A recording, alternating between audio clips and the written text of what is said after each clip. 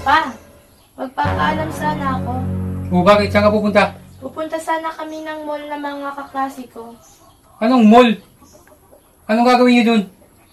Maglalandian lang kayo dun, hindi pwede. Tsaka nagpapaalam ka pa lang, nakabihis ka na kaagad ha. Para sigurado ka na papayagan kita. Eh pa, alam ko naman na papayagan niyo ako. Kasi ang pogi-pogi niyo.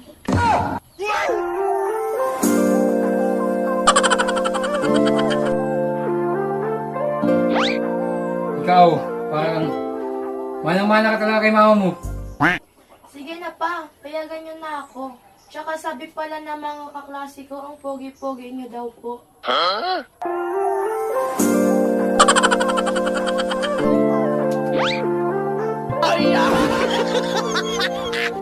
We, sinabi nila yun?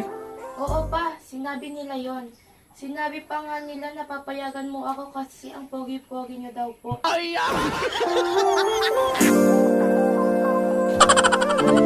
Sige na. Payag na ako. Umalis ka na. Oh, eto. 2K. Libre mo yung mga klase mo ha.